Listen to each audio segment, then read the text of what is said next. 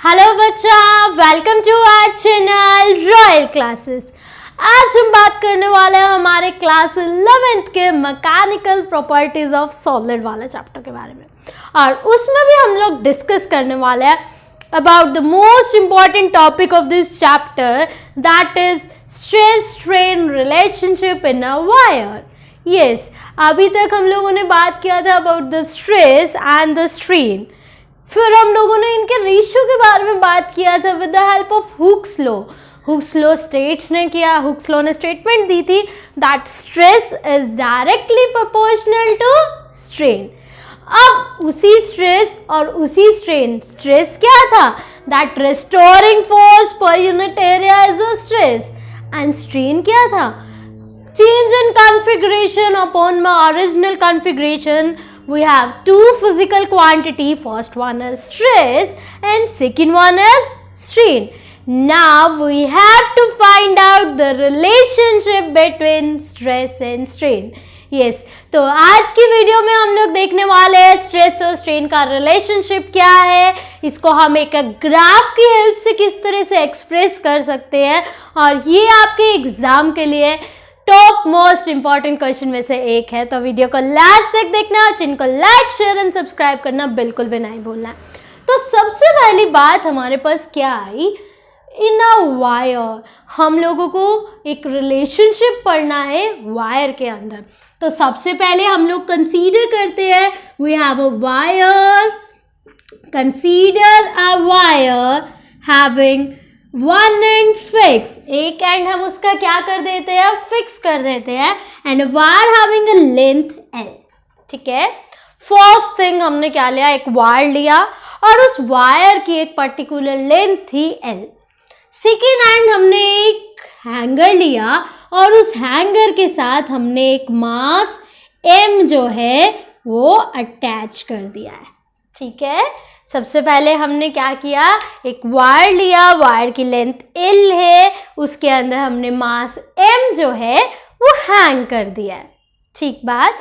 अब जैसे ही मास हैंग किया तो मतलब क्या होगा? वो नीचे आएगा, there is extension take place, there is change in length take place, we have apply the force with the help of this mass. तो अब इसके रीडिंग को लेने के लिए हम लोग यूज करते हैं are main scale and vernier scale, जो हमें बिल्कुल स्मॉल चेंज भी अगर होगा तो भी हमें बता देगा। ठीक है, एक हमने लिया मेन स्केल और सेकेंड हमने लिया वर्नियर स्केल। तो अभी जैसे ही ये नीचे आया, मास नीचे लगा, वैसे ही वर्नियर स्केल ने अपनी रीडिंग्स दिखा दी। ठीक है, इतनी बात। तो पहला काम हमारे मेन स्केल के साथ वर्नियर स्केल लिया और वर्नियर स्केल के साथ रीडिंग आ गए। यहाँ पे हमने क्या किया? मास एम जो है वो हैंग कर दिया।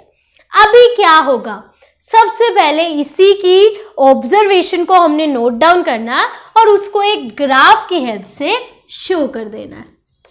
ठीक है, एक ग्राफ की हेल्प से, and the graph between stress and strain. वो ग्राफ किसके बीच में है? स्ट्रेस और स्ट्रेन के बीच में। ठीक है, तो हमने सबसे पहले क्या किया? हमने कंसीडर किया एक वायर है, कंसीडर अ वायर। हमने कंसीडर किया एक वायर है जिसकी लेंथ हमारे पास एल है। Consider a wire of length L having mass m। मास कितना है उसका? m है। ठीक है, फिर क्या हुआ?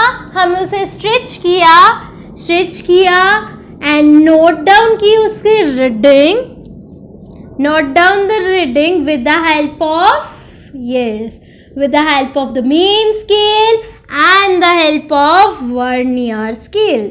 मेन स्केल और वर्नियर स्केल की हेल्प से हमने क्या कर लिया? उसकी रीडिंग्स को नोट कर लिया। अब हम क्या देखेंगे? दिस स्ट्रेस स्ट्रेन रिलेशनशिप में होता क्या है। तो सबसे पहली बात हमने क्या की? ये हमारा स्ट्रेस था, ये हमारा स्ट्रेन था। अब जैसा ही मैंने जो है सबसे पहले उसको फोर्स लगाया, whenever we apply stress there is increase in a strain. जैसे जैसे हम स्ट्रेन को बढ़ाते जा रहे थे, चेंज करते जा रहे थे, स्ट्रेस जो है वो इंक्रीज हो रहा था एंड लिनियरली हो रहा था।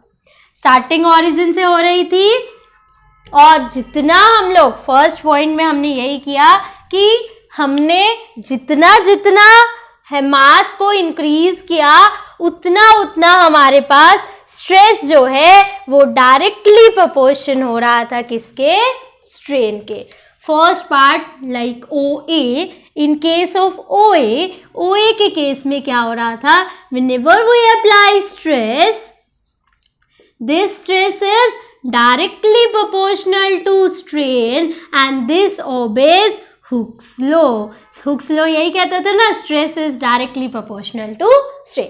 तो सबसे पहले जैसे मैंने मैथ्स को इसको हैंग किया, ये बड़ा, लेंथ बढ़ी, तो जैसे जैसे फोर्स बढ़ता जा रहा था वैसे वैसे लेंथ बढ़ती जा रही थी। इसका मतलब स्ट्रेस बढ़ता जा रहा था, स्ट्रेन बढ़ता जा रहा था, स्ट्रेस बढ़ता जा रहा था, स्ट्रेन बढ़ता जा रहा था। ठीक है, ए को हमने एक नाम दे दिया, दैट इज प्रोपोर्शनल लिमिट, क्योंकि प्रोपोर्शनल हो रहा था तो ए को नाम क्या दे दिया? Proportional limit. ये सब आपको नोट डाउन, ये दोनों डायग्राम्स, ये हर एक पॉइंट को आपने एक्सप्लेन करना। अभी क्या हुआ? मैंने फिर इंक्रीज किया। अब जब इंक्रीज कर रहे थे तो पॉइंट क्या हो रहा था? ए जो है यहाँ से ऐसे कुछ ऐसा हो गया था। मतलब क्या हुआ?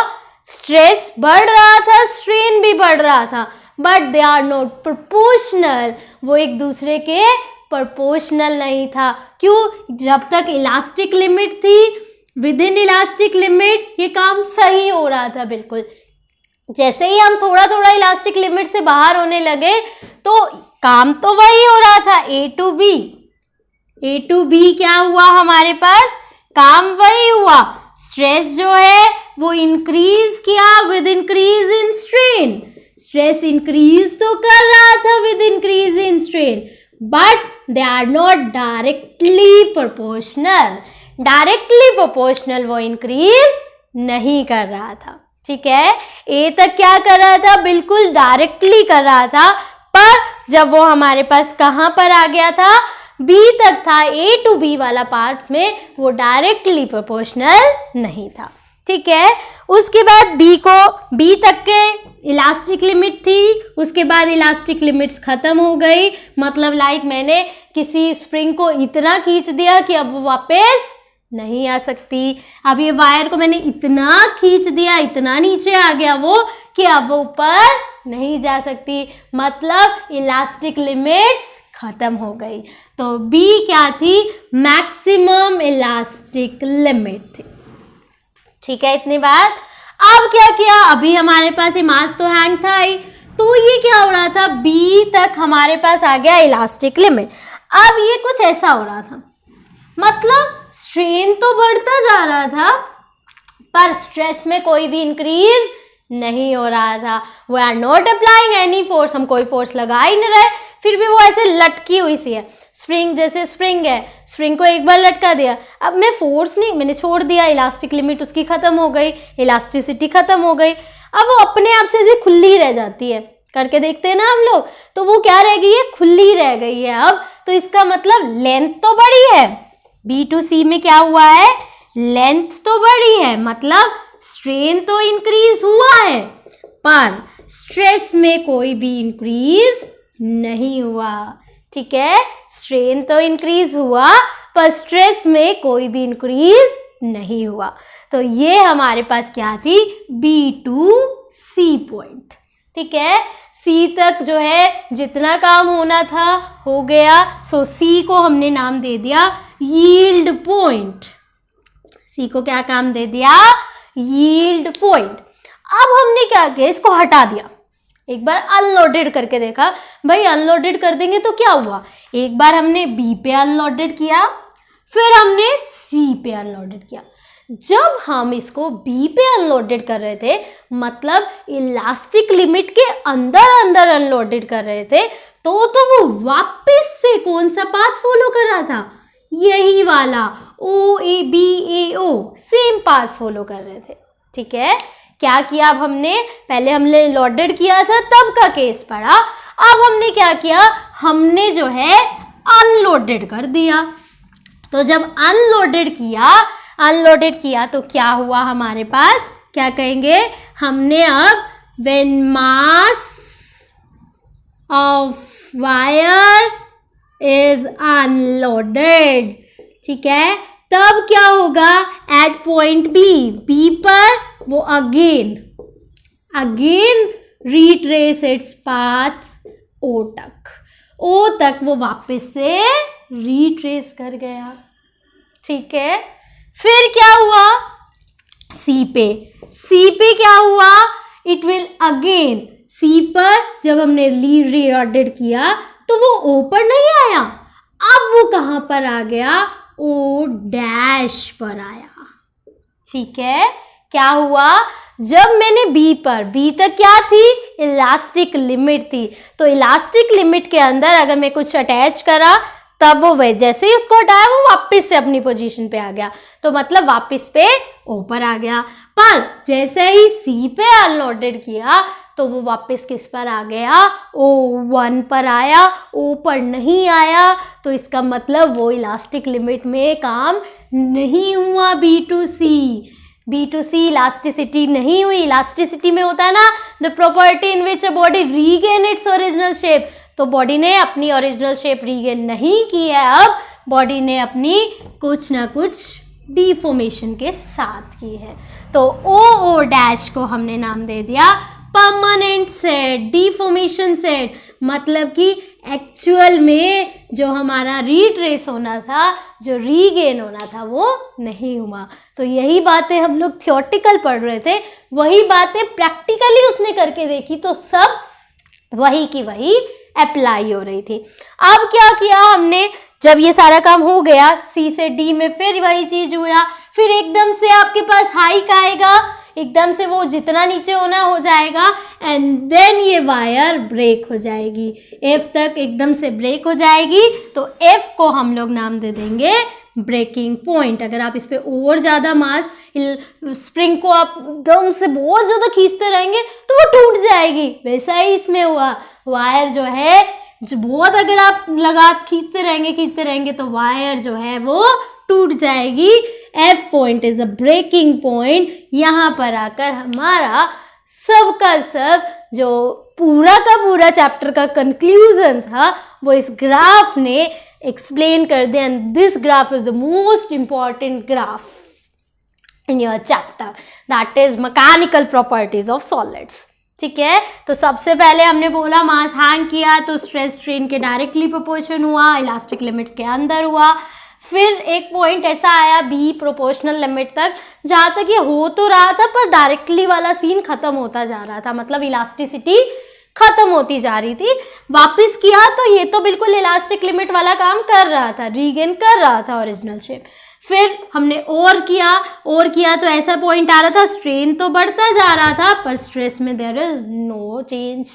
फिर ये पॉइंट पर अगर हम अनलोडेड किया तो वो वापस ओ पर ना जाकर वो कहाँ पर गया, ओ डैश पर गया।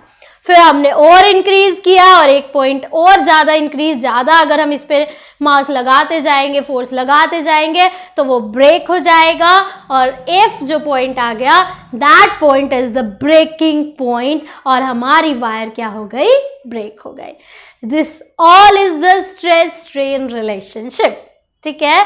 तो बेसिकली ये था हमारा स्ट्रेस स्ट्रेन रिलेशनशिप। नेक्स्ट हम लोग पढ़ने वाले हैं इसके क्या क्या प्रॉपर्टीज आई, इससे किस तरह के मटेरियल्स की क्लासिफिकेशन आई, तो उनको पढ़ने के लिए चैनल को लाइक शेयर एंड सब्सक्राइब करना बिल्कुल भी नहीं भूले। Thank you.